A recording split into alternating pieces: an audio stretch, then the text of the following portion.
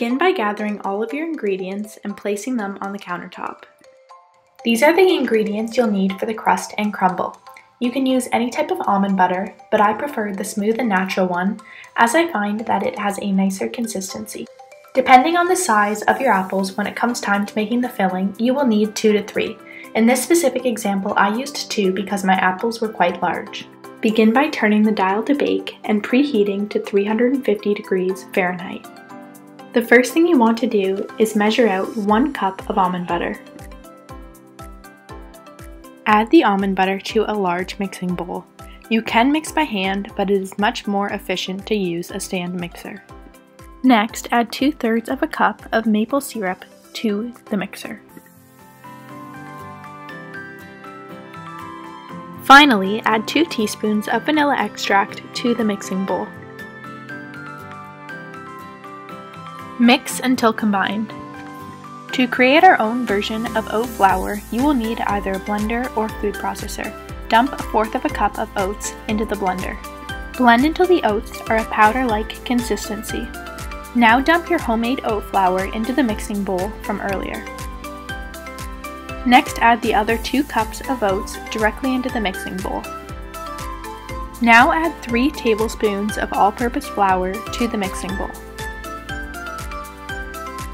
Now add 1½ teaspoons of ground cinnamon to the batter.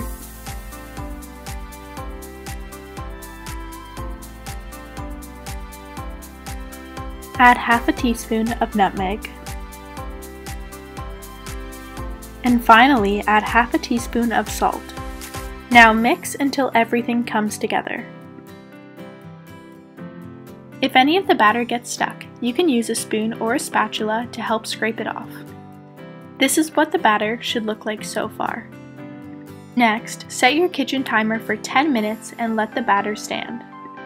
While you're waiting, wash up your 2 to 3 apples. I use this fancy little cutter to make coring my apples faster, but if you don't have one, slicing them is just fine too. Once you've cored them, you want to slice them into thin pieces. Then add all of your sliced apples into a medium-sized bowl. To make the apple filling, start by adding a tablespoon of maple syrup to the apples. Next, add 2 teaspoons of cinnamon. And finally, 1/4 of a teaspoon of nutmeg. Next, you want to mix the apples to make sure that every one is coated in this filling. Prep an 8x8 baking pan with either some cooking spray, oil, or butter. Make sure to be generous. Next, you are going to scoop out 1/2 of the oat batter we made earlier. You are going to cover the entire bottom of the pan in an even layer, pushing down to ensure all the edges are covered. This acts as the base for your bar. Now take the prepared apple filling and cover the entire layer of oats in apples. Try and make it as evenly spread as possible. This is what your pan should look like.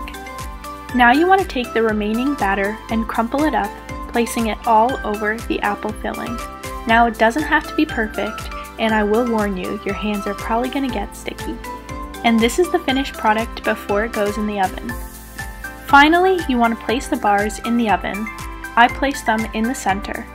You want to cook them for 40 minutes or until they are golden brown. Thank you so much for watching and cooking with me. Make sure to like this video, leave a comment, and subscribe to my channel for more awesome content.